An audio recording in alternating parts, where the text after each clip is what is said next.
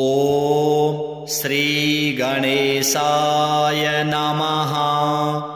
अथ श्री गणपति अथर्व शीर्षा।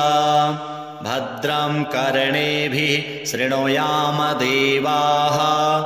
भद्रं पश्येमांशभिर्जजत्राः, स्थिरैरङ्गैस्तुष्टुवांशस्तनूभिः, व्यसेम देवहितं यदायुः। ॐ स्वस्ति न इन्द्रो वृद्धश्रवाः, स्वस्ति नः पूषा विश्ववेदाः, स्वस्ति नस्तारक्ष्यो अरिष्टनेमिः, स्वस्ति नो बृहस्पतिर्दधातु। ॐ शान्तिः शान्तिः शान्तिः। हरिः ॐ। नमस्ते गणपतये। त्वमेव प्रत्यक्षं तत्त्वमसि, त्वमेव केवलं कर्तासि, त्वमेव केवलं धर्तासि, त्वमेव केवलं हर्तासि, त्वमेव सर्वं खल्विदं ब्रह्मासि। त्वं साक्षात् आत्मासि नित्यं। ऋतं वच्मि सत्यं वच्मि, अवत्वं माम् अववक्तारम् अवश्रोतारम् अवदातारम् अवधातारम् अवानुचानमवशिष्यम् अवपश्चात्तात अवपुरस्तात् अवोत्तरात्तात अवदक्षिणात्तात अवचूर्ध्वात्तात अवाधरात्तात। सर्वतो मां पाहि पाहि समन्तात्। त्वं वाङ्मयस्त्वं चिन्मयः, त्वमानन्दमयस्त्वं ब्रह्ममयः, त्वं सच्चिदानन्दाद्वितीयोऽसि, त्वं प्रत्यक्षं ब्रह्मासि, त्वं ज्ञानमयो विज्ञानमयोऽसि। सर्वं जगदिदं त्वत्तो जायते, सर्वं जगदिदं त्वत्तस्तिष्ठति, सर्वं जगदिदं त्वयि लयमेष्यति, सर्वं जगदिदं त्वयि प्रत्येति। त्वं भूमिरापो नलो निलो नभः, त्वं चत्वारि वाक्पदानि, त्वं गुणत्रयातीतः, त्वं वस्थात्रयातीतः, त्वं देहत्रयातीतः, त्वं कालत्रयातीतः, त्वं मूलाधारस्थितोऽसि नित्यं, त्वं शक्तित्रयात्मकः, त्वां योगिनो ध्यायन्ति नित्यं। त्वं ब्रह्मा त्वं विष्णुस्त्वं रुद्रस्त्वं इन्द्रस्त्वं अग्निस्त्वं वायुस्त्वं सूर्यस्त्वं चन्द्रमास्त्वं ब्रह्मभूर्भुवः स्वरो। गणादीं पूर्वमुच्चार्य वर्णादीं तदनन्तरम् अनुस्वारः परतरः अर्धेन्दुलसितां तारेण रुद्धाम् एतत्तव मनुस्वरूपम्। गकारः पूर्वरूपम्, अकारो मध्यमरूपम्, अनुस्वारश्चान्त्यरूपम्, बिन्दुरुत्तररूपम्। नादः सन्धानं संहिता सन्धिः। सैषा गणेशविद्या गणकऋषिः नृचिद्गायत्री छन्दः। गणपतिर्देवता। ॐ गं गणपतये नमः। एकदन्ताय विद्महे वक्रतुण्डाय धीमहि तन्नो दन्तिः प्रचोदयात्। एकदन्तं चतुर्हस्तं पाशमङ्कुशधारिणं रदं च वरदं हस्तैर्बिभ्राणं मूषकध्वजं रक्तं लम्बोदरं शूर्प कर्णकं रक्तवाससं रक्तगन्धानुलिप्ताङ्गं रक्तपुष्पैः सुपूजिता भक्तानुकम्पिनं देवं जगत्कारणमच्युतम् आविर्भूतं च सृष्ट्यादौ प्रकृतेः पुरुषात् परम् एवं ध्यायति यो नित्यं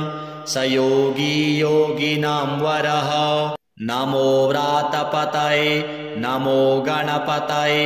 नमः प्रमथपतये नमस्तेस्तु लम्बोदराय एकदन्ताय विघ्नविनाशिने शिवसुताय श्रीवरदमूर्तये नमो नमः। एतद् अथर्वशीर्षं योधीते स ब्रह्म भूयाय कल्पते स सर्वतः सुखमेधते स सर्वविघ्नैर्न बाध्यते स पञ्चमहापापात् प्रमुच्यते सायमधियानो दिवस्कृतं पापं नाशयति प्रातरधियानो रात्रिकृतं पापं नाशयति सायं प्रातः प्रयुञ्जानो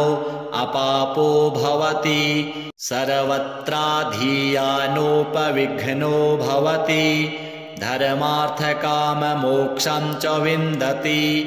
इदम् अथर्वशीर्षम् अशिष्याय न देयं यो यदि मोहाद्दास्यति स पापीयान् भवति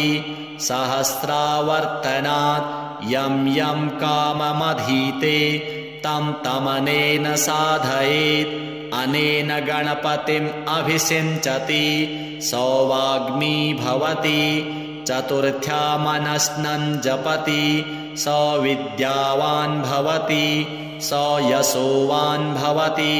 इति अथर्वणवाक्यं ब्रह्माद्यावरणं विद्यात् न बिभेति कदाचनेति यो दुर्वाङ्कुरैर्यजति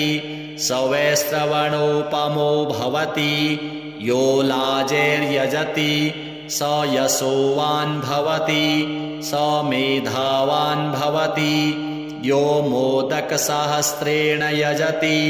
स वाञ्छितफलमवाप्नोति यः साध्यसमिद्भिर्यजति स सर्वं लभते स सर्वं लभते। अष्टौ ब्रह्मणान् सम्यग्राहयित्वा सूर्यवर्चस्वी भवति सूर्यग्रहे महानद्यां प्रतिमासन्निधौ वा जप्त्वा सिद्धमन्त्रो भवति महाविघ्नात् प्रमुच्यते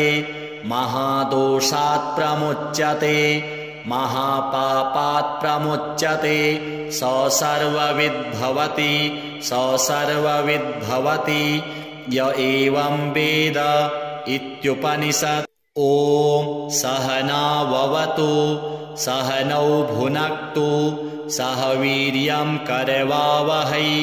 तेजस्विनावधीतमस्तु मा विद्विषावहै। ॐ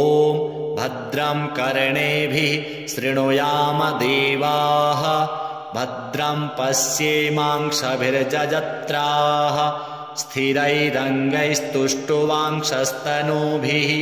व्यसेम देवहितं जदायुः। ॐ स्वस्ति न इन्द्रो वृद्धस्रवाः स्वस्ति नः पूषा विश्ववेदाः स्वस्ति नस्तारक्षो अरिष्टनेमिः स्वस्ति नो बृहस्पतिर्दधातु। ॐ शान्तिः शान्तिः शान्तिः। श्रीगणपति देवार्पणमस्तु। हरिः ओम् नमस्ते गणपतये त्वमेव प्रत्यक्षं तत्त्वमसि त्वमेव केवलं कर्तासि त्वमेव केवलं धर्तासि त्वमेव केवलं हर्तासि त्वमेव सर्वं खल्विदं ब्रह्मासि त्वं साक्षात् आत्मासि नित्यं ऋतं वच्मि सत्यं वच्मि अवत्वं माम्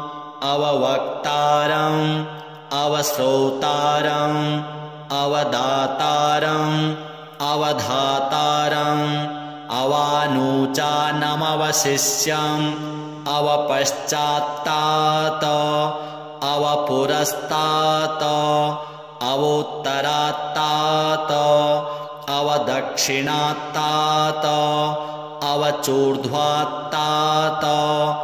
अवाधरात्तात् सर्वतो मां पाहि पाहि समन्तात् त्वं वाङ्मयस्त्वं चिन्मयः त्वमानन्दमयस्त्वं ब्रह्ममयः त्वं सच्चिदानन्दाद्वितीयोऽसि त्वं प्रत्यक्षं ब्रह्मासि त्वं ज्ञानमयो विज्ञानमयोऽसि सर्वं जगदिदं त्वत्तो जायते सर्वं जगदिदं त्वत्तस्तिष्ठति सर्वं जगदिदं त्वयि लयमेष्यति सर्वं जगदिदं त्वयि प्रत्येति त्वं भूमिरापो नलो नीलो नभः त्वं चत्वारि वाक्पदानि त्वं गुणत्रयातीतः त्वं वस्थात्रयातीतः त्वं देहत्रयातीतः त्वं कालत्रयातीतः त्वं मूलाधारस्थितोऽसि नित्यं त्वं शक्तित्रयात्मकः त्वां योगिनो ध्यायन्ति नित्यं त्वं ब्रह्मा त्वं विष्णुस्त्वं रुद्रस्त्वम् इन्द्रस्त्वम् अग्निस्त्वं वायुस्त्वं सूर्यस्त्वं चन्द्रमास्त्वं ब्रह्मभूर्भुवः स्वरो गणादीं पूर्वमुच्चार्य वर्णादीं तदनन्तरम् अनुस्वारः परतरः अर्धेन्दुलसितां तारेण रुद्धाम् एतत्तव मनुस्वरूपम् गकारः पूर्वरूपम् अकारो मध्यमरूपम् अनुस्वारश्चान्त्यरूपम् बिन्दुरुत्तररूपम् नादः सन्धानं संहिता सन्धिः सैषा गणेशविद्या गणकऋषिः नृचिद्गायत्री छन्दः गणपतिर्देवता ॐ गं गणपतये नमः एकदन्ताय विद्महे वक्रतुण्डाय धीमहि तन्नो दन्तिः प्रचोदयात् एकदन्तं चतुर्हस्तं पाशमङ्कुशधारिणं रदं च वरदं हस्तैर्बिभ्राणं मूषकध्वजं रक्तं लम्बोदरं शूर्प कर्णकं रक्तवाससं रक्तगन्धानुलिप्ताङ्गं रक्तपुष्पैः सुपूजितं भक्तानुकम्पिनं देवं जगत्कारणमच्युतम् आविर्भूतं च सृष्ट्यादौ प्रकृतेः पुरुषात् परम् एवं ध्यायति यो नित्यं स योगी योगिनां वरः नमो व्रातपतये नमो गणपतये नमः प्रमथपतये नमस्तेऽस्तु लम्बोदराय एकदन्ताय विघ्नविनाशिने शिवसुताय श्रीवरदमूर्तये नमो नमः एतद् अथर्वशीर्षं योधीते स ब्रह्मभूयाय कल्पते स सर्वतः सुखमेधते स सर्वविघ्नैर्न बाध्यते स पञ्चमहापापात् प्रमुच्यते सायमधीयानो दिवस्कृतं पापं नाशयति प्रातरधीयानो रात्रिकृतं पापं नाशयति सायं प्रातः प्रयुञ्जानो अपापो भवति सर्वत्राधीयानोपविघ्नो भवति धर्मार्थकाममोक्षं च विन्दति इदम् अथर्वशीर्षम् अशिष्याय न देयं यो यदि मोहात् दास्यति स पापीयान् भवति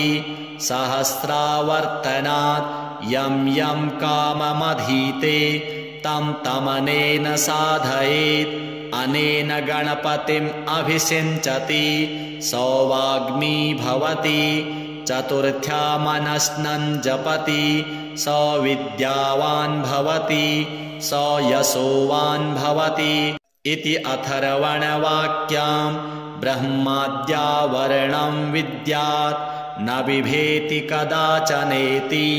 यो दुर्वाङ्कुरैर्यजति स वै श्रवणोपमो भवति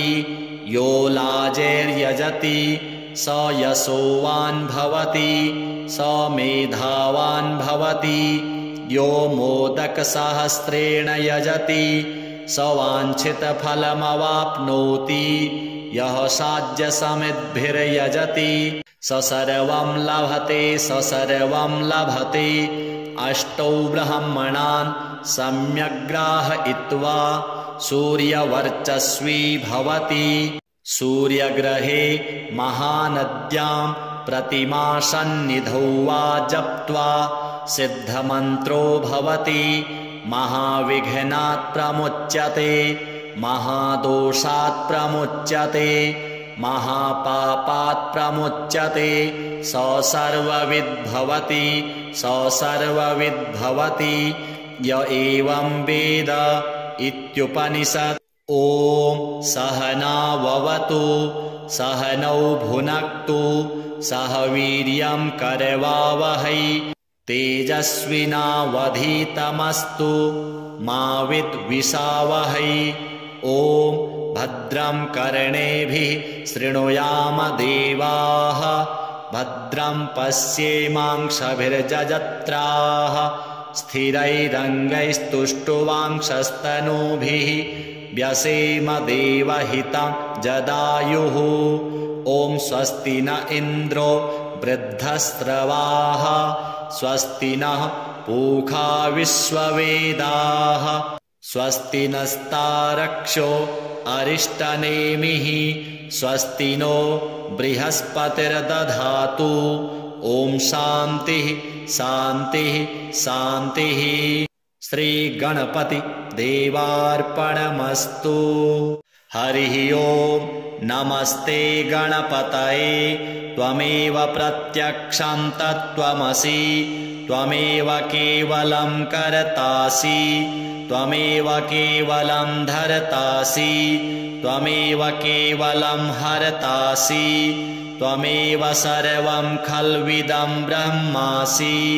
त्वं साक्षात् आत्मासि नित्यं ऋतं वच्मि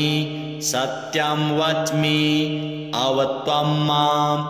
अववक्तारम् अवश्रोतारम् अवदातारम् अवधातारम् अवानुचानमवशिष्यम् अवपश्चात्तात अवपुरस्तात अवोत्तरात्तात अवदक्षिणात्तात अवचूर्ध्वात्तात अवाधरात्तात सर्वतो मां पाहि पाहि समन्तात् त्वं वाङ्मयस्त्वं चिन्मयः त्वमानन्दमयस्त्वं ब्रह्ममयः त्वं सच्चिदानन्दाद्वितीयोऽसि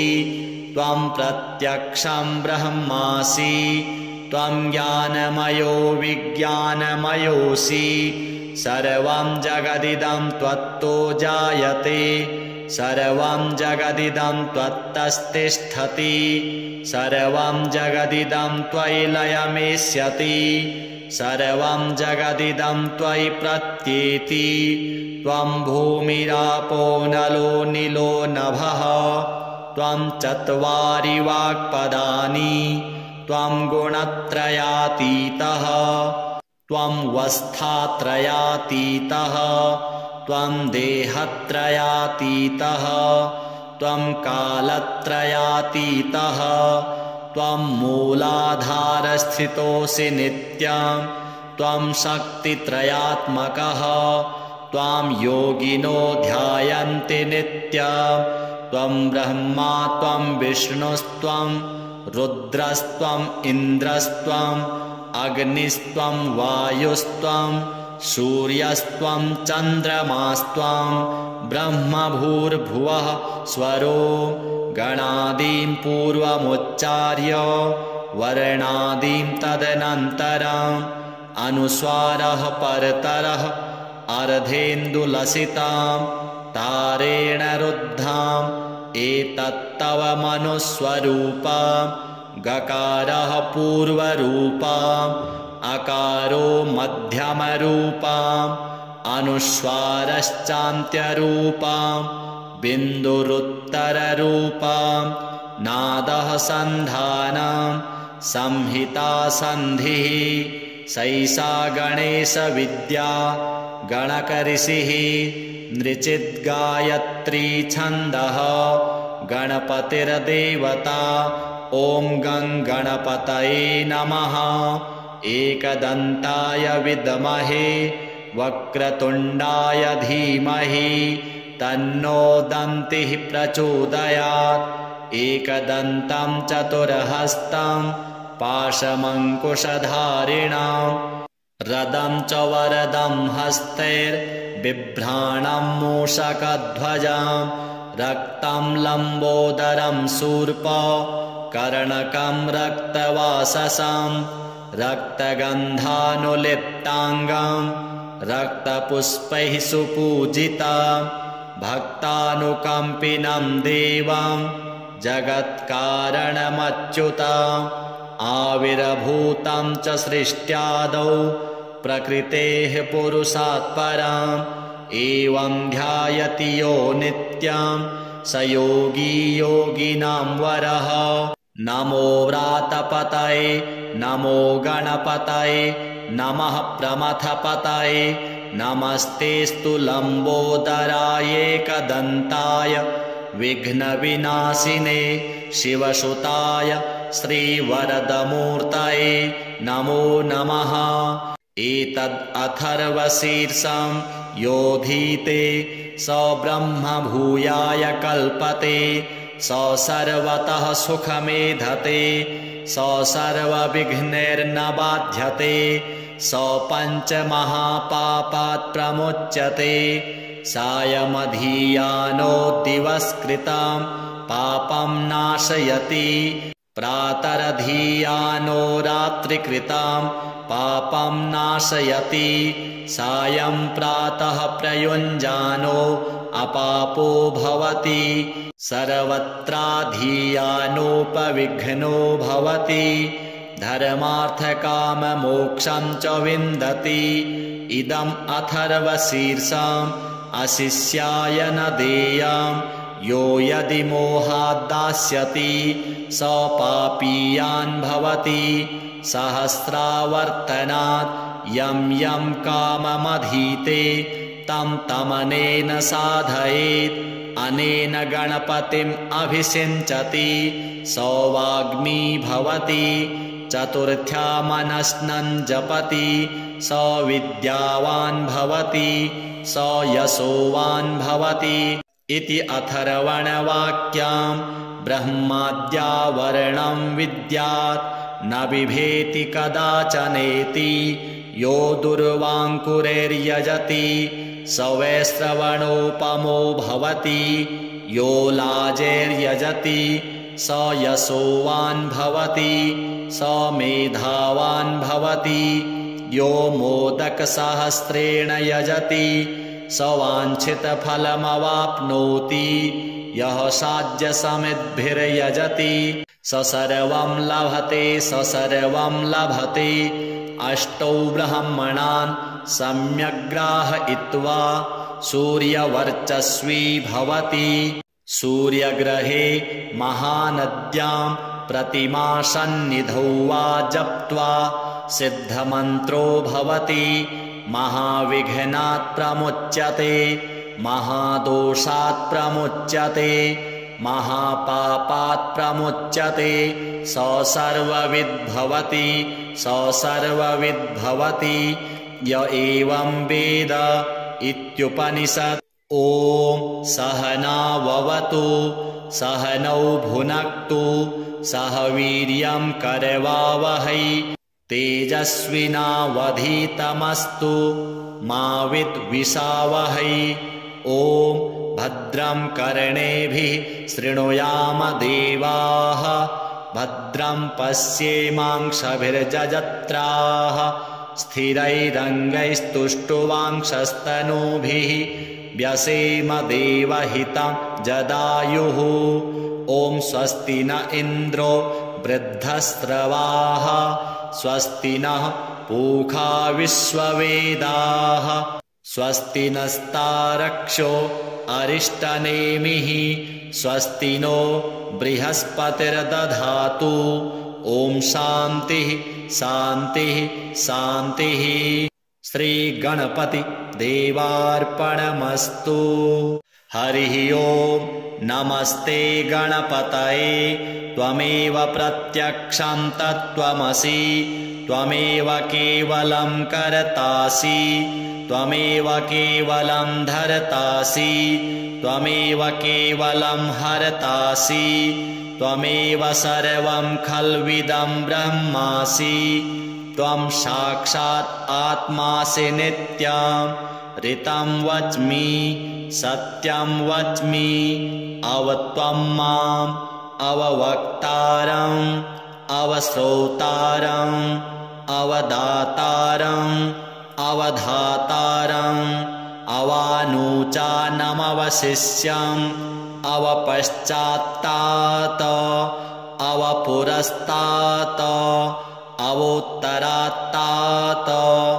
अवदक्षिणात्तात अवचूर्ध्वात्तात अवाधरात्तात सर्वतो मां पाहि पाहि समन्तात् त्वं वाङ्मयस्त्वं चिन्मयः त्वमानन्दमयस्त्वं ब्रह्ममयः त्वं सच्चिदानन्दाद्वितीयोऽसि त्वं प्रत्यक्षं ब्रह्मासि त्वं ज्ञानमयो विज्ञानमयोऽसि सर्वं जगदिदं त्वत्तो जायते सर्वं जगदिदं त्वत्तस्तिष्ठति सर्वं जगदिदं त्वयि लयमेष्यति सर्वं जगदिदं त्वयि प्रत्येति त्वं भूमिरापो नलो नीलो नभः त्वं चत्वारि वाक्पदानि त्वं गुणत्रयातीतः त्वं वस्थात्रयातीतः त्वं देहत्रयातीतः त्वं कालत्रयातीतः त्वं मूलाधारस्थितोऽसि नित्यं त्वं शक्तित्रयात्मकः त्वां योगिनो ध्यायन्ति नित्यं त्वं ब्रह्मा त्वं विष्णुस्त्वं रुद्रस्त्वम् इन्द्रस्त्वम् अग्निस्त्वं वायुस्त्वं सूर्यस्त्वं चन्द्रमास्त्वं ब्रह्मभूर्भुवः स्वरो गणादीं पूर्वमुच्चार्य वर्णादीं तदनन्तरम् अनुस्वारः परतरः अर्धेन्दुलसितां तारेण रुद्धाम् एतत्तव मनुस्वरूपम् गकारः पूर्वरूपम् अकारो मध्यमरूपम् अनुस्वारश्चान्त्यरूपम् बिन्दुरुत्तररूपम् नादः सन्धानं संहिता सन्धिः सैषा गणेशविद्या गणकऋषिः नृचिद्गायत्री छन्दः गणपतिर्देवता ॐ गं गणपतये नमः एकदन्ताय विद्महे वक्रतुण्डाय धीमहि तन्नो दन्तिः प्रचोदयात् एकदन्तं चतुर्हस्तं पाशमङ्कुशधारिणं रदं च वरदं हस्तैर्बिभ्राणं मूषकध्वजं रक्तं लम्बोदरं शूर्पकर्णकं रक्तवाससं रक्तगन्धानुलिप्ताङ्गं रक्तपुष्पैः सुपूजितं भक्तानुकम्पिनं देवं जगत्कारणमच्युतम् आविर्भूतं च सृष्ट्यादौ प्रकृतेः पुरुषात् परम्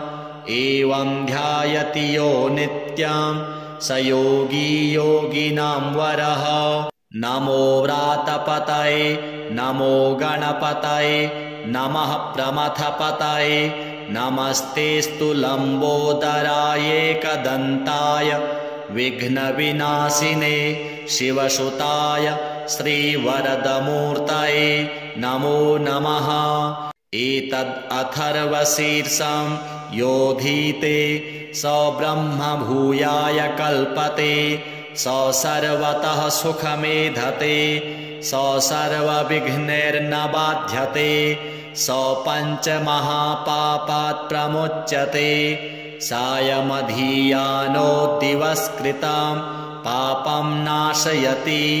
प्रातरधियानो रात्रिकृतं पापं नाशयति सायं प्रातः प्रयुञ्जानो अपापो भवति सर्वत्राधियानोपविघ्नो भवति धर्मार्थकाममोक्षं च विन्दति। इदम् अथर्वशीर्षम् अशिष्याय न देयं यो यदि मोहाद्दास्यति स पापीयान् भवति सहस्रावर्तनात् यं यं काममधीते तं तमनेन साधयेत् अनेन गणपतिम् अभिषिञ्चति सौवाग्मी भवति चतुर्थ्यामनस्नं जपति स विद्यावान् भवति स यशोवान् भवति इति अथर्वणवाक्यं ब्रह्माद्यावरणं विद्यात् न बिभेति कदाचनेति यो दुर्वाङ्कुरैर्यजति स वैश्रवणोपमो भवति यो लाजैर्यजति स यशोवान् भवति स मेधावान् भवति यो मोदकसहस्रेण यजति स वाञ्छितफलमवाप्नोति यः साध्यसमिद्भिर्यजति स सर्वं लभते स सर्वं लभते। अष्टौ ब्रह्मणान् सम्यग्राहयित्वा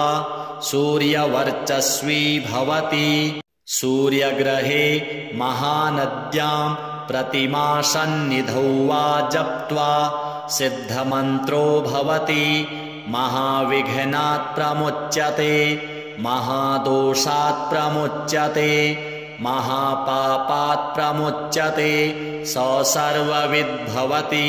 स सर्वविद्भवति य एवं वेद इत्युपनिषत्। ॐ सहनाववतु सहनौ भुनक्तु सह वीर्यं करवावहै तेजस्विनावधीतमस्तु मा विद्विषावहै। ॐ भद्रं कर्णेभिः शृणुयाम देवाः भद्रं पश्येमांशभिर्जजत्राः स्थिरैरङ्गैस्तुष्टुवांशस्तनूभिः व्यसेम देवहितं जदायुः। ॐ स्वस्ति न इन्द्रो वृद्धस्रवाः स्वस्ति नः पूषा विश्ववेदाः स्वस्ति नस्तारक्षो अरिष्टनेमिः स्वस्ति नो बृहस्पतिर्दधातु। ॐ शान्तिः शान्तिः शान्तिः। श्री गणपति देवार्पणमस्तु। हरिः ओम्। नमस्ते गणपतये त्वमेव प्रत्यक्षं तत्त्वमसि त्वमेव केवलं कर्तासि त्वमेव केवलं धर्तासि त्वमेव केवलं हर्तासि त्वमेव सर्वं खल्विदं ब्रह्मासि त्वं साक्षात् आत्मासि नित्यं ऋतं वच्मि सत्यं वच्मि अवत्वं माम् अववक्तारम् अवश्रोतारम् अवदातारम् अवधातारम् अवानूचानमवशिष्यम् अवपश्चात्तात अवपुरस्तात अवोत्तरात्तात अवदक्षिणात्तात अवचूर्ध्वात्तात अवाधरात्तात सर्वतो मां पाहि पाहि समन्तात् त्वं वाङ्मयस्त्वं चिन्मयः त्वमानन्दमयस्त्वं ब्रह्ममयः त्वं सच्चिदानन्दाद्वितीयोऽसि त्वं प्रत्यक्षं ब्रह्मासि त्वं ज्ञानमयो विज्ञानमयोऽसि सर्वं जगदिदं त्वत्तो जायते सर्वं जगदिदं त्वत्तस्तिष्ठति सर्वं जगदिदं त्वयि लयमेष्यति सर्वं जगदिदं त्वयि प्रत्येति त्वं भूमिरापो नलो निलो नभः त्वं चत्वारि वाक्पदानि त्वं गुणत्रयातीतः त्वं वस्थात्रयातीतः त्वं देहत्रयातीतः त्वं कालत्रयातीतः त्वं मूलाधारस्थितोऽसि नित्यं त्वं शक्तित्रयात्मकः त्वां योगिनो ध्यायन्ति नित्यं त्वं ब्रह्मा त्वं विष्णुस्त्वं रुद्रस्त्वम् इन्द्रस्त्वम् अग्निस्त्वं वायुस्त्वं सूर्यस्त्वं चन्द्रमास्त्वं ब्रह्मभूर्भुवः स्वरो गणादीं पूर्वमुच्चार्य वर्णादीं तदनन्तरम् अनुस्वारः परतरः अर्धेन्दुलसितां तारेण रुद्धाम्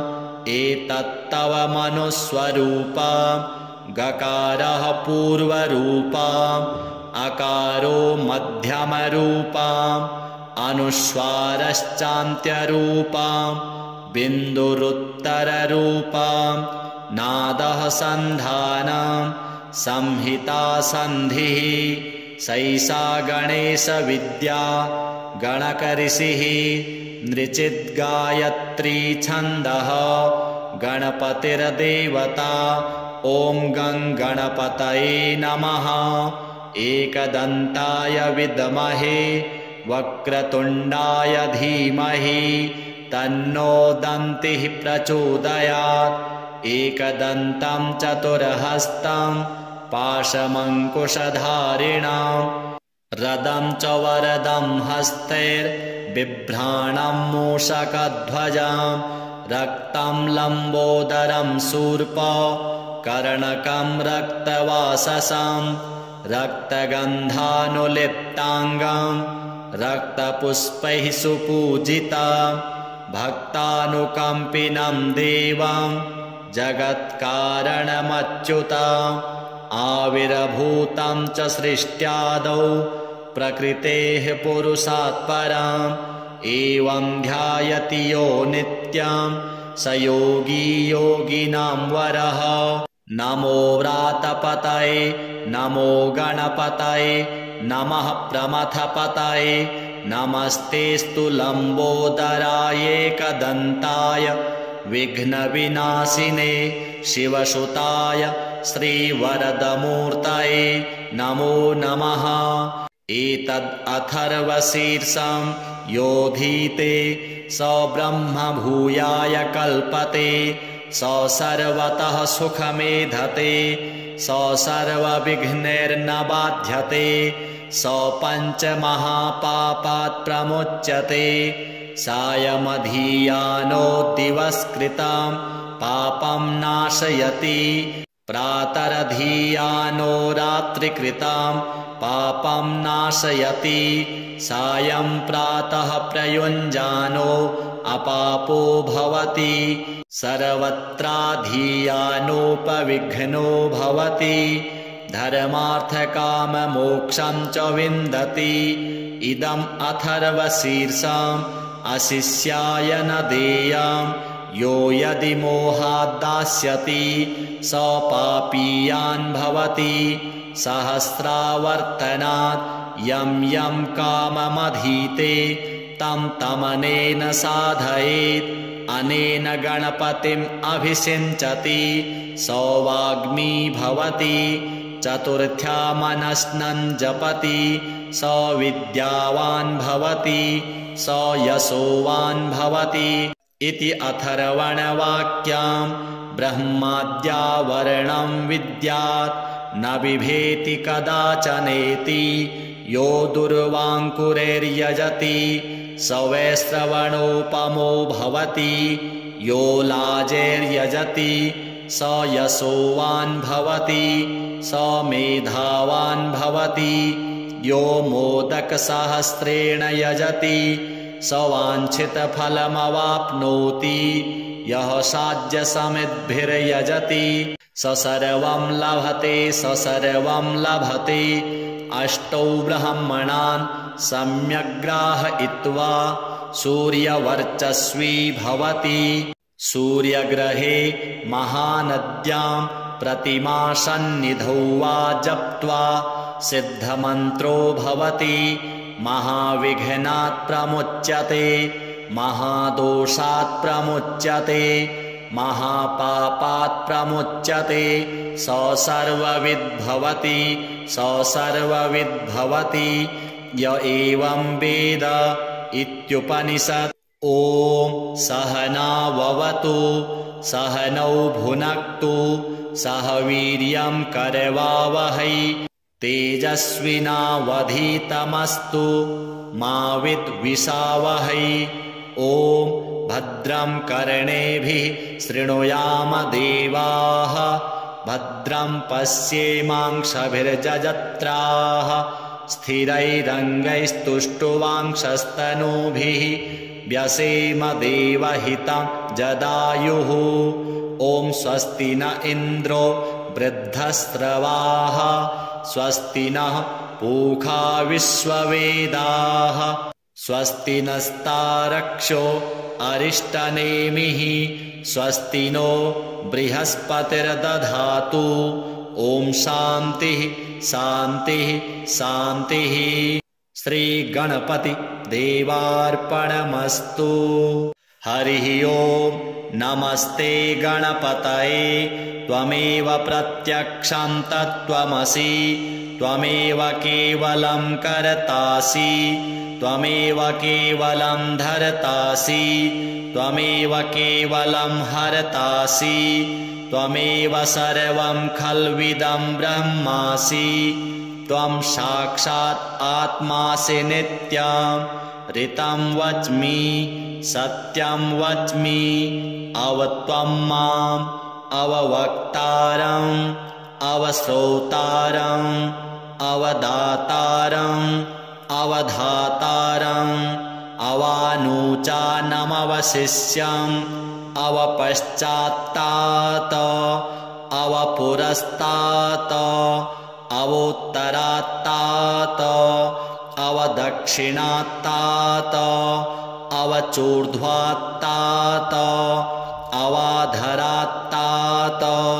सर्वतो मां पाहि पाहि समन्तात् त्वं वाङ्मयस्त्वं चिन्मयः त्वमानन्दमयस्त्वं ब्रह्ममयः त्वं सच्चिदानन्दाद्वितीयोऽसि त्वं प्रत्यक्षं ब्रह्मासि त्वं ज्ञानमयो विज्ञानमयोऽसि सर्वं जगदिदं त्वत्तो जायते सर्वं जगदिदं त्वत्तस्तिष्ठति सर्वं जगदिदं त्वयि लयमेष्यति सर्वं जगदिदं त्वयि प्रत्येति त्वं भूमिरापो नलो नीलो नभः त्वं चत्वारि वाक्पदानि त्वं गुणत्रयातीतः त्वं वस्थात्रयातीतः त्वं देहत्रयातीतः त्वं कालत्रयातीतः त्वं मूलाधारस्थितोऽसि नित्यं त्वं शक्तित्रयात्मकः त्वां योगिनो ध्यायन्ति नित्यं त्वं ब्रह्मा त्वं विष्णुस्त्वं रुद्रस्त्वम् इन्द्रस्त्वम् अग्निस्त्वं वायुस्त्वं सूर्यस्त्वं चन्द्रमास्त्वं ब्रह्मभूर्भुवः स्वरो गणादीं पूर्वमुच्चार्य वर्णादीं तदनन्तरम् अनुस्वारः परतरः अर्धेन्दुलसितां तारेण रुद्धाम् एतत्तव मनुस्वरूपम् गकारः पूर्वरूपम् अकारो मध्यमरूपम् अनुस्वारश्चान्त्यरूपम् बिन्दुरुत्तररूपम् नादः सन्धानम् संहिता सन्धिः सैषा गणेशविद्या गणकऋषिः नृचिद्गायत्री छन्दः गणपतिर्देवता ॐ गं गणपतये नमः एकदन्ताय विद्महे वक्रतुण्डाय धीमहि तन्नो दन्तिः प्रचोदयात् एकदन्तं चतुर्हस्तं पाशमङ्कुशधारिणां रदं च वरदं हस्तैर्बिभ्राणं मूषकध्वजं रक्तं लम्बोदरं शूर्प कर्णकं रक्तवाससं रक्तगन्धानुलिप्ताङ्गं रक्तपुष्पैः सुपूजितं भक्तानुकम्पिनं देवं जगत्कारणमच्युतम् आविर्भूतं च सृष्ट्यादौ प्रकृतेः पुरुषात् परम् एवं ध्यायति यो नित्यं स योगी योगिनां वरः नमो व्रातपतये नमो गणपतये नमः प्रमथपतये नमस्तेस्तु लम्बोदराय एकदन्ताय विघ्नविनाशिने शिवसुताय श्रीवरदमूर्तये नमो नमः एतद् अथर्वशीर्षं योधीते स ब्रह्म भूयाय कल्पते स सर्वतः सुखमेधते स सर्वविघ्नैर्न बाध्यते स पञ्चमहापापात् प्रमुच्यते सायमधीयानो दिवस्कृतं पापं नाशयति प्रातरधीयानो रात्रिकृतं पापं नाशयति सायं प्रातः प्रयुञ्जानो अपापो भवति सर्वत्राधीयानोपविघ्नो भवति धर्मार्थकाममोक्षं च विन्दति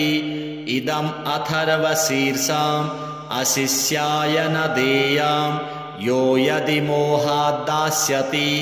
स पापीयान् भवति सहस्रावर्तनात् यं यं काममधीते तं तमनेन साधयेत् अनेन गणपतिम् अभिषिञ्चति स वाग्मी भवति चतुर्थ्या मनस्नं जपति स विद्यावान् भवति स यशोवान् भवति इति अथर्वणवाक्यां ब्रह्माद्यावरणं विद्यात् न बिभेति कदाचनेति यो दुर्वाङ्कुरैर्यजति स वै श्रवणोपमो भवति यो लाजैर्यजति स यशोवान् भवति स मेधावान् भवति यो मोदकसहस्रेण यजति स वाञ्छितफलमवाप्नोति यः साध्यसमिद्भिर्यजति स सर्वं लभते अष्टौ ब्रह्मणान् सम्यग्राहयित्वा सूर्यवर्चस्वी भवति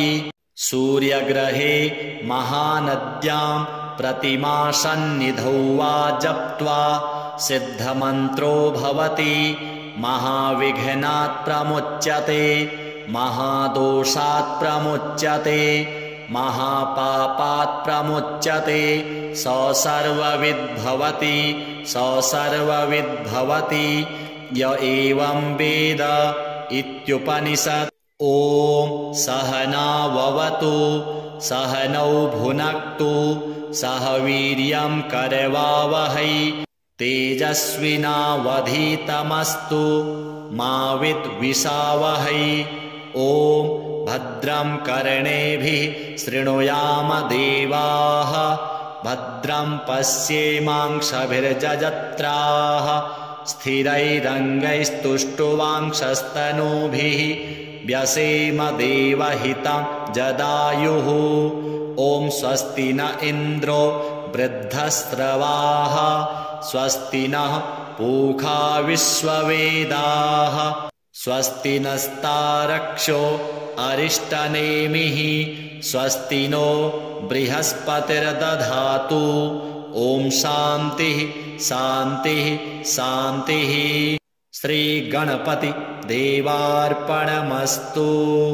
हरिः ओं नमस्ते गणपतये त्वमेव प्रत्यक्षं तत्त्वमसि त्वमेव केवलं कर्तासि त्वमेव केवलं धर्तासि त्वमेव केवलं हर्तासि त्वमेव सर्वं खल्विदं ब्रह्मासि त्वं साक्षात् आत्मासि नित्यं ऋतं वच्मि सत्यं वच्मि अवत्वं माम् अववक्तारम् अवश्रोतारम् अवदातारम् अवधातारम् अवानुचानमवशिष्यम् अवपश्चात्तात अवपुरस्तात अवोत्तरात्तात अवदक्षिणात्तात अवचूर्ध्वात्तात अवाधरात्तात सर्वतो मां पाहि पाहि समन्तात् त्वं वाङ्मयस्त्वं चिन्मयः त्वमानन्दमयस्त्वं ब्रह्ममयः त्वं सच्चिदानन्दाद्वितीयोऽसि त्वं प्रत्यक्षं ब्रह्मासि त्वं ज्ञानमयो विज्ञानमयोऽसि सर्वं जगदिदं त्वत्तो जायते सर्वं जगदिदं त्वत्तस्तिष्ठति सर्वं जगदिदं त्वयि लयमेष्यति सर्वं जगदिदं त्वयि प्रत्येति त्वं भूमिरापो नलो नीलो नभः त्वं चत्वारि वाक्पदानि त्वं गुणत्रयातीतः त्वं वस्थात्रयातीतः त्वं देहत्रयातीतः त्वं कालत्रयातीतः त्वं मूलाधारस्थितोऽसि नित्यं त्वं शक्तित्रयात्मकः त्वां योगिनो ध्यायन्ति नित्यं त्वं ब्रह्मा त्वं विष्णुस्त्वं रुद्रस्त्वं इन्द्रस्त्वं अग्निस्त्वं वायुस्त्वं सूर्यस्त्वं चन्द्रमास्त्वं ब्रह्मभूर्भुवः स्वरो गणादीं पूर्वमुच्चार्य वर्णादीं तदनन्तरम् अनुस्वारः परतरः अर्धेन्दुलसितां तारेण रुद्धाम् एतत्तव मनुस्वरूपम् गकारः पूर्वरूपम् अकारो मध्यमरूपम् अनुस्वारश्चान्त्यरूपम् बिन्दुरुत्तररूपम् नादः सन्धानं संहिता सन्धिः सैषा गणेशविद्या गणकऋषिः नृचिद्गायत्री छन्दः गणपतिर्देवता ॐ गं गणपतये नमः एकदन्ताय विद्महे वक्रतुण्डाय धीमहि तन्नो दन्तिः प्रचोदयात् एकदन्तं चतुर्हस्तं पाशमङ्कुशधारिणं रदं च वरदं हस्तैर्बिभ्राणं मूषकध्वजं रक्तं लम्बोदरं शूर्पकर्णकं रक्तवाससं रक्तगन्धानुलिप्ताङ्गं रक्तपुष्पैः सुपूजितं भक्तानुकम्पिनं देवं जगत्कारणमच्युतम् आविर्भूतं च सृष्ट्यादौ प्रकृतेः पुरुषात् परम् एवं ध्यायति यो नित्यं स योगी योगिनां वरः। नमो व्रातपतये नमो गणपतये नमः प्रमथपतये नमस्तेस्तु लम्बोदराय एकदन्ताय विघ्नविनाशिने शिवसुताय श्रीवरदमूर्तये नमो नमः। एतद् अथर्वशीर्षं योऽधीते स ब्रह्म भूयाय कल्पते स सर्वतः सुखमेधते स सर्वविघ्नैर्न बाध्यते स पञ्चमहापापात् प्रमुच्यते सायमधीयानो दिवस्कृतं पापं नाशयति प्रातरधीयानो रात्रिकृतं पापं नाशयति सायं प्रातः प्रयुञ्जानो अपापो भवति सर्वत्राधीयानोपविघ्नो भवति धर्मार्थकाममोक्षं च विन्दति। इदम् अथर्वशीर्षम् अशिष्याय न देयम् यो यदि मोहाद्दास्यति स पापीयान् भवति सहस्रावर्तनात् यं यं काममधीते तं तमनेन साधयेत् अनेन गणपतिम् अभिषिञ्चति सौवाग्मी भवति चतुर्थ्या मनस्नं जपति स विद्यावान् भवति स यशोवान् भवति इति अथर्वणवाक्यां ब्रह्माद्यावरणं विद्यात् न बिभेति कदाचनेति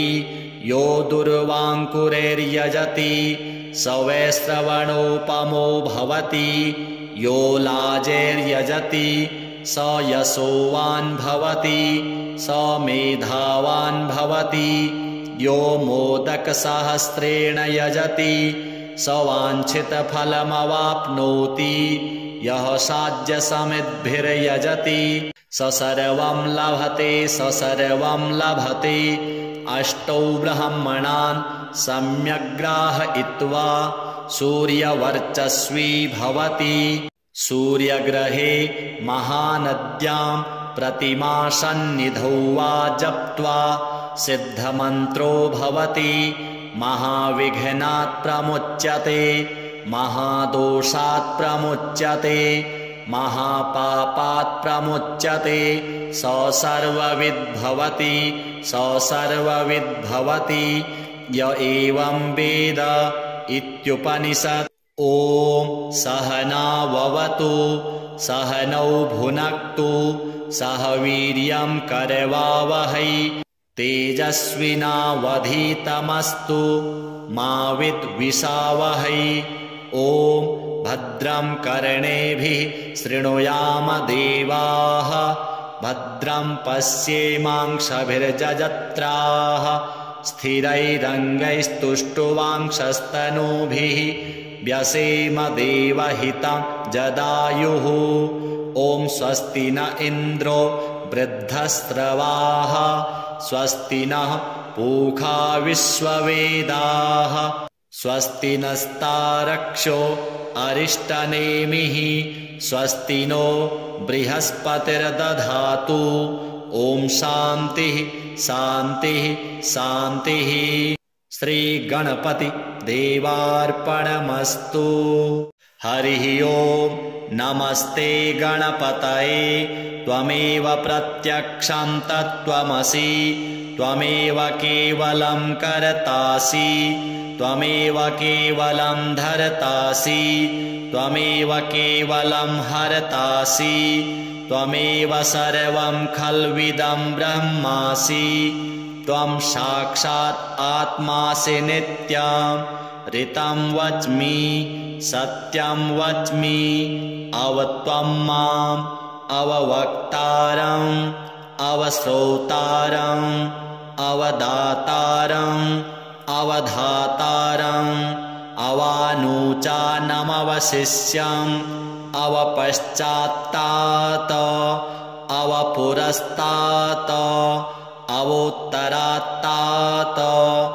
अवदक्षिणात्तात अवचूर्ध्वात्तात अवाधरात्तात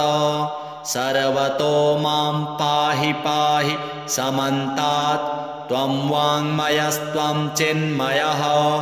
त्वमानन्दमयस्त्वं ब्रह्ममयः त्वं सच्चिदानन्दाद्वितीयोऽसि त्वं प्रत्यक्षं ब्रह्मासि त्वं ज्ञानमयो विज्ञानमयोऽसि सर्वं जगदिदं त्वत्तो जायते सर्वं जगदिदं त्वत्तस्तिष्ठति सर्वं जगदिदं त्वयि लयमेष्यति सर्वं जगदिदं त्वयि प्रत्येति त्वं भूमिरापो नलो नीलो नभः त्वं चत्वारि वाक्पदानि त्वं गुणत्रयातीतः त्वं वस्थात्रयातीतः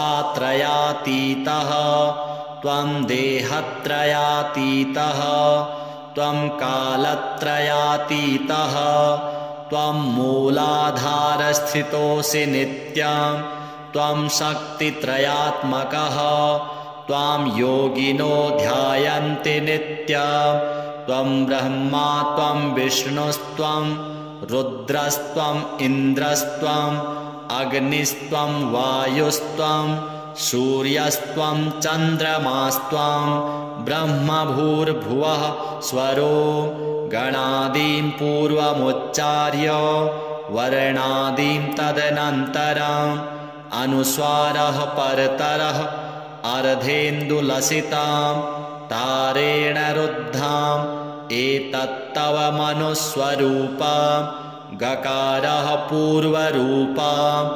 अकारो मध्यमरूपम् अनुस्वारश्चान्त्यरूपम् बिन्दुरुत्तररूपम् नादः सन्धानं संहिता सन्धिः सैषा गणेशविद्या गणकऋषिः नृचिद्गायत्री छन्दः गणपतिर्देवता ॐ गं गणपतये नमः एकदन्ताय विद्महे वक्रतुण्डाय धीमहि तन्नो दन्तिः प्रचोदयात् एकदन्तं चतुर्हस्तं पाशमङ्कुशधारिणं रदं च वरदं हस्तैर्बिभ्राणं मूषकध्वजं रक्तं लम्बोदरं शूर्पकर्णकं रक्तवाससं रक्तगन्धानुलिप्ताङ्गं रक्तपुष्पैः सुपूजितं भक्तानुकम्पिनं देवं जगत्कारणमच्युतम् आविर्भूतं च सृष्ट्यादौ प्रकृतेः पुरुषात् परम् एवं ध्यायति यो नित्यं स योगी योगिनां वरः नमो व्रातपतये नमो गणपतये नमः प्रमथपतये नमस्तेस्तु लम्बोदराय एकदन्ताय विघ्नविनाशिने शिवसुताय श्रीवरदमूर्तये नमो नमः एतद् अथर्वशीर्षं योधीते स ब्रह्मभूयाय कल्पते स सर्वतः सुखमेधते स सर्वविघ्नैर्न बाध्यते स पञ्चमहापापात् प्रमुच्यते सायमधीयानो दिवस्कृतं पापं नाशयति प्रातरधीयानो रात्रिकृतं पापं नाशयति सायं प्रातः प्रयुञ्जानो अपापो भवति सर्वत्राधीयानोपविघ्नो भवति धर्मार्थकाममोक्षं च विन्दति इदम् अथर्वशीर्षम् अशिष्याय न देयं यो यदि मोहाद्दास्यति स पापीयान् भवति सहस्रावर्तनात् यं यं काममधीते तं तमनेन साधयेत् अनेन गणपतिम् अभिषिञ्चति स वाग्मी भवति चतुर्थ्या मनस्नं जपति स विद्यावान् भवति स यशोवान् भवति इति अथर्वणवाक्यां ब्रह्माद्यावरणं विद्यात् न बिभेति कदाचनेति यो दुर्वाङ्कुरैर्यजति स वै श्रवणोपमो भवति यो लाजैर्यजति स यशोवान् भवति स मेधावान् भवति यो मोदकसहस्रेण यजति स वाञ्छितफलमवाप्नोति यः साध्यसमिद्भिर्यजति स सर्वं लभते स सर्वं लभते अष्टौ ब्रह्मणान् सम्यग्राहयित्वा सूर्यवर्चस्वी भवति सूर्यग्रहे महानद्यां प्रतिमासन्निधौ वा जप्त्वा सिद्धमन्त्रो भवति महाविघ्नात् प्रमुच्यते महादोषात् प्रमुच्यते महापापात् प्रमुच्यते स सर्वविद्भवति स सर्वविद्भवति य एवं वेद इत्युपनिषत्। ॐ सहनाववतु सहनौ भुनक्तु सह वीर्यं करवावहै तेजस्विनावधीतमस्तु मा विद्विषावहै। ॐ भद्रं कर्णेभिः शृणुयाम देवाः भद्रं पश्येमांसभिर्जजत्राः स्थिरैरङ्गैस्तुष्टुवांसस्तनूभिः व्यसेम देवहितं जदायुः। ॐ स्वस्ति न इन्द्रो वृद्धस्रवाः स्वस्ति नः पूषा विश्ववेदाः स्वस्ति नस्तारक्षो अरिष्टनेमिः स्वस्ति नो बृहस्पतिर्दधातु। ॐ शान्तिः शान्तिः शान्तिः। श्रीगणपति देवार्पणमस्तु। हरिः ओम् नमस्ते गणपतये त्वमेव प्रत्यक्षं तत्त्वमसि त्वमेव केवलं कर्तासि त्वमेव केवलं धर्तासि त्वमेव केवलं हर्तासि त्वमेव सर्वं खल्विदं ब्रह्मासि त्वं साक्षात् आत्मासि नित्यं ऋतं वच्मि सत्यं वच्मि अवत्वं माम् अववक्तारम् अवश्रोतारम् अवदातारम् अवधातारम् अवानुचानमवशिष्यम् अवपश्चात्तात अवपुरस्तात अवोत्तरात्तात अवदक्षिणात्तात अवचूर्ध्वात्तात अवाधरात्तात सर्वतो मां पाहि पाहि समन्तात् त्वं वाङ्मयस्त्वं चिन्मयः त्वमानन्दमयस्त्वं ब्रह्ममयः त्वं सच्चिदानन्दाद्वितीयोऽसि त्वं प्रत्यक्षं ब्रह्मासि त्वं ज्ञानमयो विज्ञानमयोऽसि सर्वं जगदिदं त्वत्तो जायते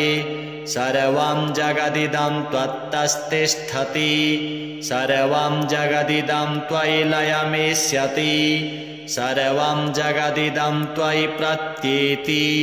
त्वं भूमिरापो नलो नीलो नभः त्वं चत्वारि वाक्पदानि त्वं गुणत्रयातीतः त्वं वस्थात्रयातीतः त्वं देहत्रयातीतः त्वं कालत्रयातीतः त्वं मूलाधारस्थितोऽसि नित्यं त्वं शक्तित्रयात्मकः त्वां योगिनो ध्यायन्ति नित्यं त्वं ब्रह्मा त्वं विष्णुस्त्वं रुद्रस्त्वम् इन्द्रस्त्वम्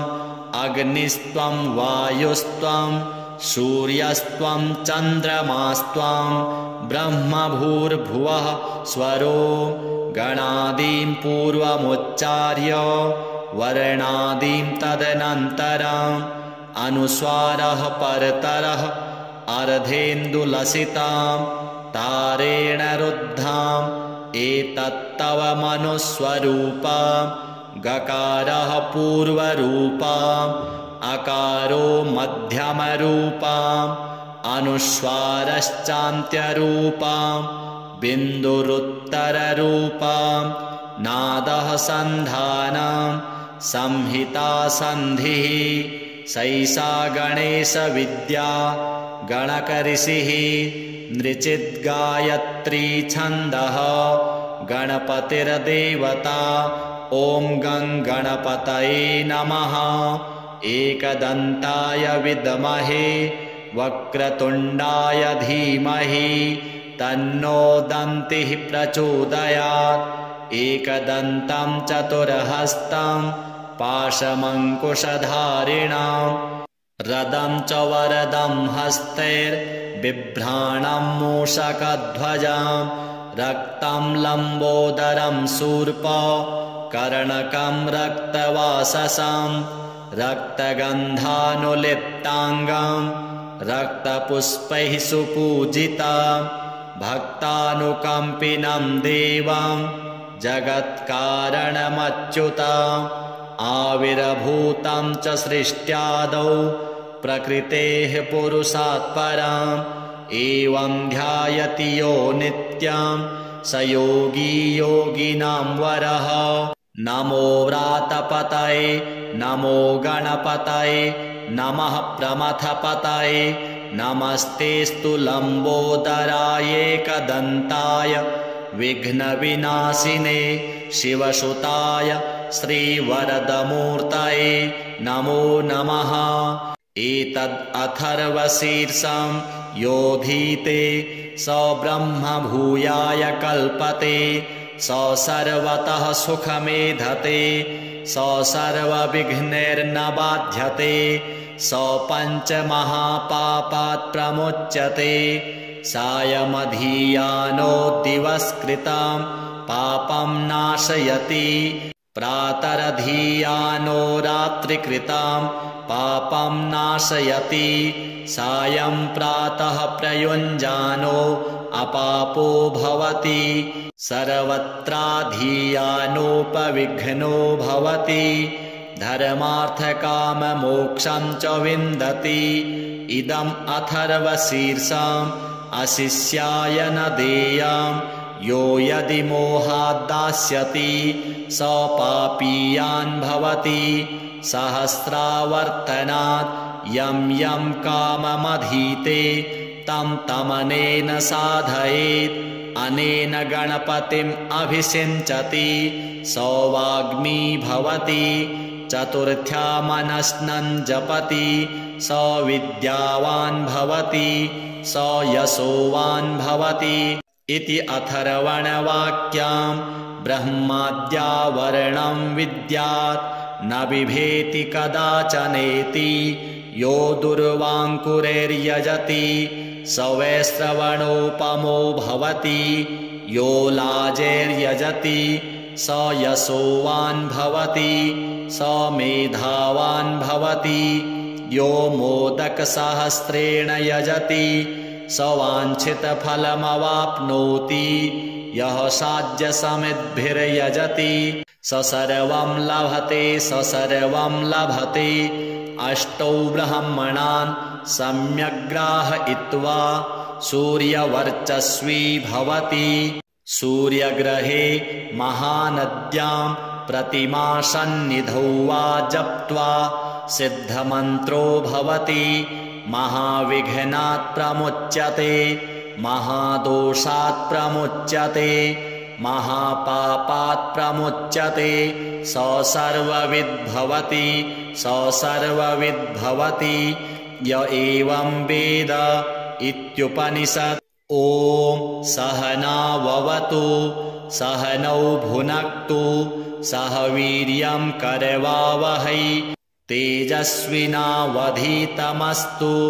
मा विद्विषावहै। ॐ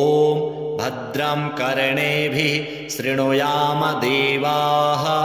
भद्रं पश्येमांसभिर्जजत्राः स्थिरैरङ्गैस्तुष्टुवांसस्तनूभिः व्यसेम देवहितं जदायुः। ॐ स्वस्ति न इन्द्रो वृद्धस्रवाः स्वस्ति नः पूषा विश्ववेदाः स्वस्ति नस्तारक्षो अरिष्टनेमिः स्वस्ति नो बृहस्पतिर्दधातु। ॐ शान्तिः शान्तिः शान्तिः। श्रीगणपति देवार्पणमस्तु। हरिः ॐ नमस्ते गणपतये त्वमेव प्रत्यक्षं तत्त्वमसि त्वमेव केवलं कर्तासि त्वमेव केवलं धर्तासि त्वमेव केवलं हर्तासि त्वमेव सर्वं खल्विदं ब्रह्मासि त्वं साक्षात् आत्मासि नित्यं ऋतं वच्मि सत्यं वच्मि अवत्वं माम् अववक्तारम् अवश्रोतारम् अवदातारम् अवधातारम् अवानुचानमवशिष्यम् अवपश्चात्तात अवपुरस्तात् अवोत्तरात्तात अवदक्षिणात्तात अवचूर्ध्वात्तात अवाधरात्तात सर्वतो मां पाहि पाहि समन्तात् त्वं वाङ्मयस्त्वं चिन्मयः त्वमानन्दमयस्त्वं ब्रह्ममयः त्वं सच्चिदानन्दाद्वितीयोऽसि त्वं प्रत्यक्षं ब्रह्मासि त्वं ज्ञानमयो विज्ञानमयोऽसि सर्वं जगदिदं त्वत्तो जायते सर्वं जगदिदं त्वत्तस्तिष्ठति सर्वं जगदिदं त्वयि लयमेष्यति सर्वं जगदिदं त्वयि प्रत्येति त्वं भूमिरापो नलो निलो नभः त्वं चत्वारि वाक्पदानि त्वं गुणत्रयातीतः त्वं वस्थात्रयातीतः त्वं देहत्रयातीतः त्वं कालत्रयातीतः त्वं मूलाधारस्थितोऽसि नित्यं त्वं शक्तित्रयात्मकः त्वां योगिनो ध्यायन्ति नित्यं त्वं ब्रह्मा त्वं विष्णुस्त्वं रुद्रस्त्वम् इन्द्रस्त्वम् अग्निस्त्वं वायुस्त्वं सूर्यस्त्वं चन्द्रमास्त्वं ब्रह्मभूर्भुवः स्वरो गणादीं पूर्वमुच्चार्य वर्णादीं तदनन्तरम् अनुस्वारः परतरः अर्धेन्दुलसितां तारेण रुद्धाम् एतत्तव मनुस्वरूपम् गकारः पूर्वरूपम् अकारो मध्यमरूपम् अनुस्वारश्चान्त्यरूपम् बिन्दुरुत्तररूपम् नादः सन्धानम् संहिता सन्धिः सैषा गणेशविद्या गणकऋषिः नृचिद्गायत्री छन्दः गणपतिर्देवता ॐ गं गणपतये नमः एकदन्ताय विद्महे वक्रतुण्डाय धीमहि तन्नो दन्तिः प्रचोदयात् एकदन्तं चतुर्हस्तं पाशमङ्कुशधारिणां रदं च वरदं हस्तैर्बिभ्राणं मूषकध्वजं रक्तं लम्बोदरं शूर्प कर्णकं रक्तवाससं रक्तगन्धानुलिप्ताङ्गं रक्तपुष्पैः सुपूजितं भक्तानुकम्पिनं देवं जगत्कारणमच्युतम् आविर्भूतं च सृष्ट्यादौ प्रकृतेः पुरुषात् परम् एवं ध्यायति यो नित्यं स योगी योगिनां वरः। नमो व्रातपतये नमो गणपतये नमः प्रमथपतये नमस्तेस्तु लम्बोदराय एकदन्ताय विघ्नविनाशिने शिवसुताय श्रीवरदमूर्तये नमो नमः। एतद् अथर्वशीर्षं योऽधीते स ब्रह्म भूयाय कल्पते स सर्वतः सुखमेधते स सर्वविघ्नैर्न बाध्यते स पञ्चमहापापात् प्रमुच्यते। सायमधीयानो दिवस्कृतं पापं नाशयति प्रातरधीयानो रात्रिकृतं पापं नाशयति सायं प्रातः प्रयुञ्जानो अपापो भवति सर्वत्राधीयानोपविघ्नो भवति धर्मार्थकाममोक्षं च विन्दति। इदम् अथर्वशीर्षम् अशिष्याय न देयम् यो यदि मोहाद्दास्यति स पापीयान् भवति सहस्रावर्तनात् यं यं काममधीते तं तमनेन साधयेत् अनेन गणपतिम् अभिषिञ्चति स वाग्मी भवति चतुर्थ्या मनस्नं जपति स विद्यावान् भवति स यशोवान् भवति इति अथर्वणवाक्यां ब्रह्माद्यावरणं विद्यात् न बिभेति कदाचनेति यो दुर्वाङ्कुरैर्यजति स वै श्रवणोपमो भवति यो लाजैर्यजति स यशोवान् भवति स मेधावान् भवति यो मोदकसहस्रेण यजति स वाञ्छितफलमवाप्नोति यः साध्यसमिद्भिर्यजति स सर्वं लभते अष्टौ ब्रह्मणान् सम्यग्राहयित्वा सूर्यवर्चस्वी भवति सूर्यग्रहे महानद्यां प्रतिमासन्निधौ वा जप्त्वा सिद्धमन्त्रो भवति महाविघ्नात् प्रमुच्यते महादोषात् प्रमुच्यते महापापात् प्रमुच्यते स सर्वविद्भवति स सर्वविद्भवति य एवं वेद इत्युपनिषत्। ॐ सहनाववतु सहनौ भुनक्तु सह वीर्यं करवावहै तेजस्विनावधीतमस्तु मा विद्विषावहै। ॐ भद्रं कर्णेभिः शृणुयाम देवाः भद्रं पश्येमांसभिर्जजत्राः स्थिरैरङ्गैस्तुष्टुवांसस्तनूभिः व्यसेम देवहितं जदायुः। ॐ स्वस्ति न इन्द्रो वृद्धस्रवाः स्वस्ति नः पूषा विश्ववेदाः स्वस्ति नस्तारक्षो अरिष्टनेमिः स्वस्ति नो बृहस्पतिर्दधातु। ॐ शान्तिः शान्तिः शान्तिः। श्रीगणपति देवार्पणमस्तु। हरिः ओम्। नमस्ते गणपतये त्वमेव प्रत्यक्षं तत्त्वमसि त्वमेव केवलं कर्तासि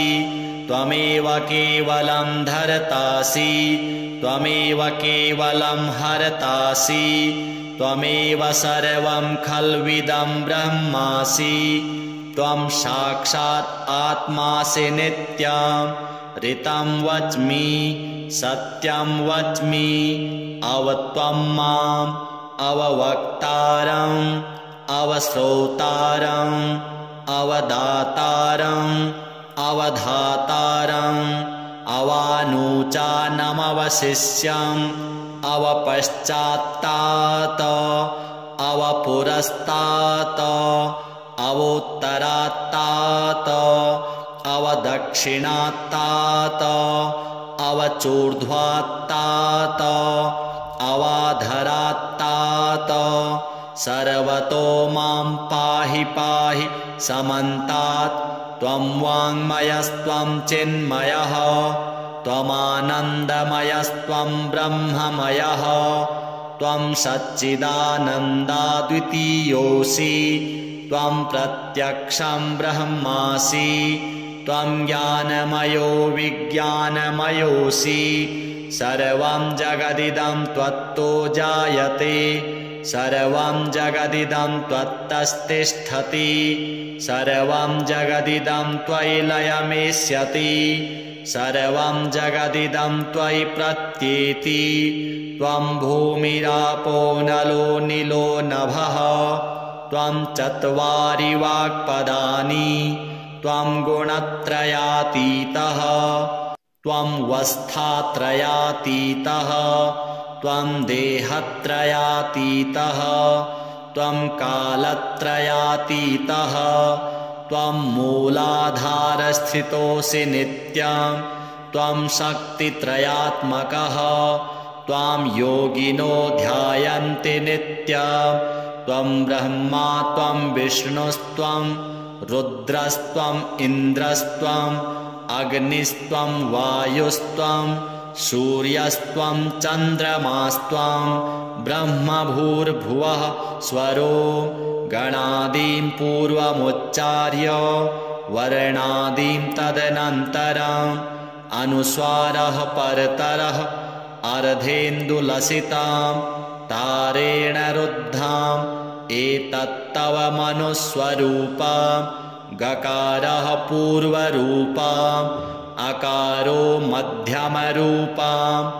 अनुस्वारश्चान्त्यरूपम् बिन्दुरुत्तररूपम् नादः सन्धानं संहिता सन्धिः सैषा गणेशविद्या गणकऋषिः नृचिद्गायत्री छन्दः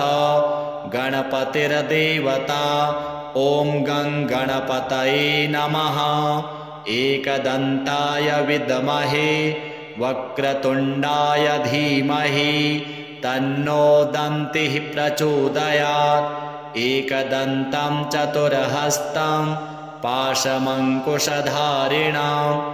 रदं च वरदं हस्तैर्बिभ्राणं मूषकध्वजं रक्तं लम्बोदरं शूर्प